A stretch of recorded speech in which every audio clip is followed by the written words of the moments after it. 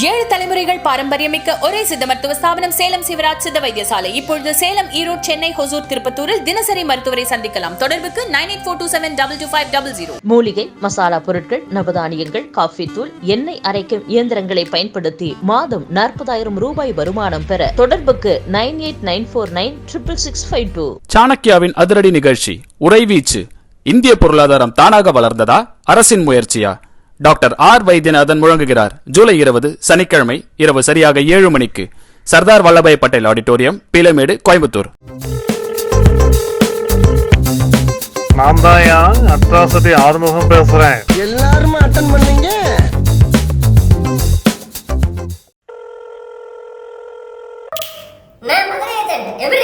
நான் நல்லா இருக்கேன் தம்பி. நீ என்னப்பா ஒரு மாதிரி டயர்டா இருக்கேப்பா? இல்லப்பா, தொண்டை சளி, ரொம்ப தொண்டை பிடிச்சிட்டு இருக்கே, சளி பிடிச்சிட்டு இருக்கே, உடனே முடியல. என்ன பண்றது, மனசும் சரியில்லை, தொண்டையும் சரியில்லை, அது ஒரு மாதிரியா போயிட்டு இருக்கு. சரி, ஓகே, நம்ம விஷயத்துக்கு வருவோம். என்ன அப்படின்னா, முதல் விஷயமா நம்ம சொல்ல போறது ஒரு முக்கியமான விஷயம். சமீபத்தில் நடந்த அந்த படுகொலை தமிழகத்தையே உலுக்கியது மட்டும் இல்லாமல் தேசிய லெவல்ல ஒரு பேசு பொருளான நிலையில அதுல நமக்கு ஒரு முக்கியமான விஷயம் சமீபத்தில் நடந்தது. என்ன அப்படின்னா, அதில் விசாரிக்கப்பட்டு வந்த குற்றவாளி என கருதப்பட்ட ஒரு நபர் என்கவுண்டர் செய்யப்பட்டார். இந்த வீடியோலாம் பாக்குறப்ப நமக்கே நடுங்குதேப்பா. ஆமா, அந்த சிசிடிவி காட்சி பார்த்தாலே பயங்கரமா இருந்துச்சு. இதுல அந்த என்கவுண்டரும் நடந்திருக்கு.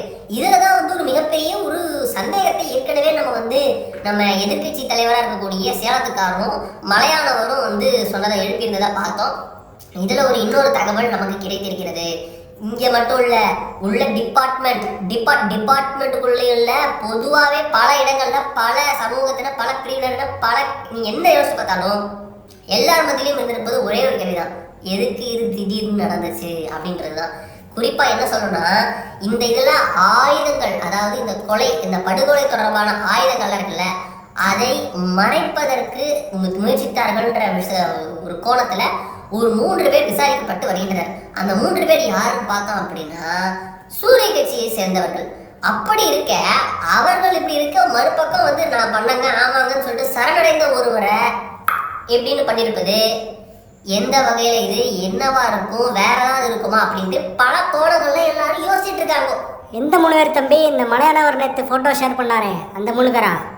ஓகே, நம்ம எதுவும் சொல்லணும்ல, எல்லாருக்கும் புரிஞ்சிருக்குன்னு நினைக்கிறேன். உங்களுக்கும் புரிஞ்சுங்க. அதான் இவ்வளவு தூரம் வந்துட்டீங்க. சூரிய தரப்பை சேர்ந்த 3 பேர்ல இருக்கும் போது ஏன் இவரை நீங்களே புரிஞ்சுக்கணும். அவ்வளவுதான் முதல் விஷயம். 2வது விஷயம், சென்னையை சேர்ந்த ஒரு மிக முக்கியமான கல்லூரி ஒன்று இருக்கிறது. மாநிலத்துக்கே இருக்கக்கூடிய ஒரு கல்லூரி. சும்மா மாசா இருப்பாங்க. இங்க இருக்கிறவங்க சும்மா வேற லெவலா இருப்பாங்கன்னு வச்சுக்கோங்களேன். ஏ வா வா வா கமல் கமல் கமல் கமல் அப்படின்னு சொல்லிட்டு மாசா இருப்பாங்க. இது குடியரசு தலைவர் அப்படின்னு சொன்னீங்கன்னா அது மாதிரி பேரை கொண்ட காலேஜ். அந்த காலேஜ் பார்த்தோம்னா எப்பவுமே known for it's rugged boys. அப்படியே மாசா இறங்கிட்டு வா வா வா நான் தான் ரூட்டு தலை வா வா வா அப்படின்னு சொல்லிட்டு மாசா இருப்பாங்க.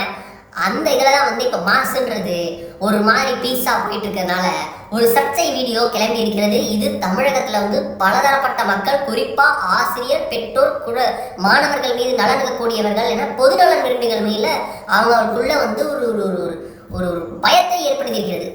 நீ ஏன் சுத்தியோட சொல்லிட்டு இருக்க? பீச்சுக்கு ஏற்ற மாதிரி இருக்கு அப்படி சொல்லிட்டு போக வேண்டியதானே? இதுல நான் நடந்ததா சொல்றேன். என்ன நடந்ததுன்னு. என்ன இருக்கு அப்படின்னா, அந்த கல்லூரி, அதாவது நீங்களே புரிஞ்சுக்கோங்க, ஸ்டேட்டுக்கு தமிழ் மீனிங் போட்டுக்கோங்க, ஓகேவா? அந்த கல்லூரி இருக்குல்ல, அந்த கல்லூரி அங்கேயே காலேஜ் கேம்பஸ்குள்ளேயே ஒரு மாணவர் இது இது அது போதை வஸ்துக்கள் அப்படியே புரிஞ்சுக்கோங்க.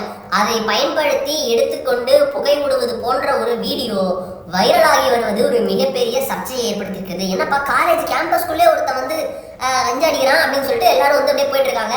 ஒரு மாதிரி ஒரு மிகப்பெரிய சர்ச்சையை ஏற்படுத்தி இருக்கிறது. எல்லாரும் இப்படியே போச்சுன்னா என்ன நினைச்சிருக்கீங்க? ஒரு காலேஜில் இவ்வளவு ஸ்ட்ரிக்ட் இல்லையா, என்ன நினைச்சிட்டு இருக்கீங்க அப்படின்ட்டு சமூக பொறுப்புள்ள பலர் குரல் எழுப்பிக் கொண்டிருக்கிறார்கள். இதில் நடவடிக்கை எடுக்காவிட்டால் சமூகத்துல எல்லாமே சாதாரணமாக்கிடுவாங்க. இவங்க எவ்வளவு பெரிய கொடுங்குற்றமாக ஒரு காலத்துல பார்க்கப்பட்டது. ஒரு காலத்துல இதெல்லாம் பண்றாங்க, கூச்சப்பட்டு மறந்து பண்ணுவாங்க. இப்ப எல்லாம் சர்வசாதாரணமா பண்றாங்க அப்படின்னு சொல்லிட்டு பெருமூச்சு விட்டபடியே எல்லாரும் இதை பத்தி புலம்புறாங்க. இதுதான் நடவடிக்கை எடுக்கப்படுமா?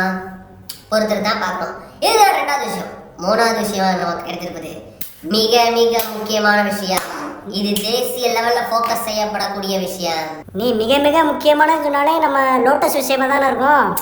இல்ல லோட்டஸ் விஷயம் இல்ல, இம்முறை வந்து கை விஷயம். ஏன்னா நம்ம கையில இருக்கிற தகவல் வந்து நம்பிக்கையான விஷயம், அதனால அது தொடர்பான விஷயம் தான் வந்திருக்கு.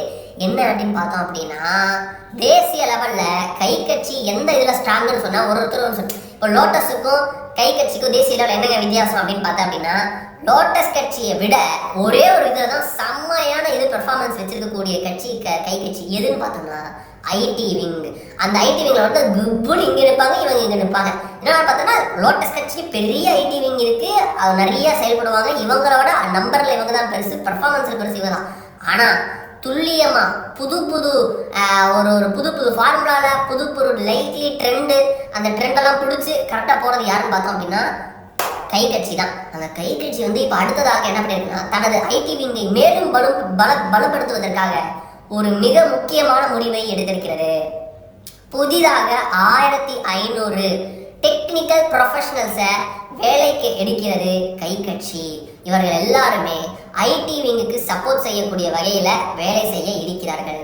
ஏற்கனவே இதற்கு இணையான நம்பர்ல ஆல்ரெடி வந்து பலர் வந்து பல மாநிலங்கள்ல பணியமர்த்தப்பட்டு வேலை செய்து வரக்கூடிய நிலையில கிட்டத்தட்ட 3000 சில்லற பேர் வேலை செய்யறதா சொல்றாங்க. ஹெட் ஆஃபீஸ்ல மட்டுமே ஒரு 500 பேர் கிட்ட வேலை செய்யறதா சொல்றாங்க.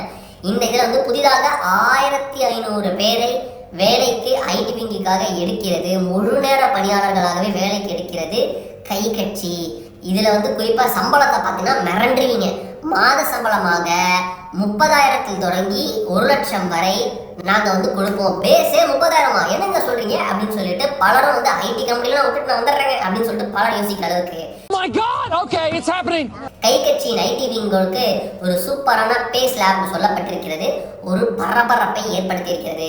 இதுல என்ன நடக்குது, அடுத்து யாரு என்ன பண்ண போறாங்க, என்னங்க இது அப்படிங்கிறதெல்லாம் பேச்செல்லாம் போய் இப்போ ஐடி விங்குக்கு இவ்வளவு காசு செலவு பண்றாங்க பாத்தீங்களாங்க, மாசுங்க இவங்க. இப்படிதாங்க ஐடி விங்குல தகவல்லாம் பரப்பிதாங்க மாசா ஜெயிக்கிறாங்க இவங்க, சும்மாலாம் இல்லைங்க. என்னமா இருக்கு பாத்தீங்களாங்க. ஒருத்தர் பத்தி இவங்க போட்டாங்கன்னா அது உண்மையானு கண்டுபிடிக்க முன்னாடி இவங்க சொன்ன தகவல் ரீச் ஆயிருது. அப்புறம் உண்மையா இருந்தா என்ன இல்லாட்டி என்ன, தகவல் தான் இவங்க சொன்னதை ரீச் ஆயிருதே அப்படின்னு சொல்லிட்டு ஒரு பக்கம் சொல்றாங்க. மறுபக்கம் என்னடான்னா லோட்டஸ் கட்சியோட ஐடி விங்கோ வீக்குன்னு இருக்குன்னு அதோடைய ஆதரவாளர்கள்லாம் புலம்பிட்டு இருக்காங்க. எப்பா அவர் தான் மாத்து அந்த தலைவர், அவர் தான் வேஸ்ட், அவர் வந்து ஒரு பொய் வந்து உருவாக்கி அது போய் மக்கள் முதல்ல ரீச் ஆனதுக்கு அப்புறம் தான் தூங்கி எந்திரிக்கிறாரு. இவரெல்லாம் வச்சுட்டு இருந்தா என்ன நடக்குது? இந்த தேர்தலில் தோற்றதுக்கே மிக முக்கியமான காரணம் ஃபேக் நியூஸ். அதை புரிஞ்சுக்க மாட்டீங்களாப்பா, என்னப்பா தலைமை, எதுலதான் கான்சென்ட்ரேட் பண்றீங்க அப்படின்ட்டு அப்படியே லோட்டஸ் கட்சியினுடைய ஆதரவாளர்கள்லாம் வந்து புலம்பிட்டு இருக்காங்க. இந்த நிலைமையில தான் 1500 புதிய ப்ரொஃபஷனல்ஸை வேலைக்கு எடுக்கிறது கை கட்சி.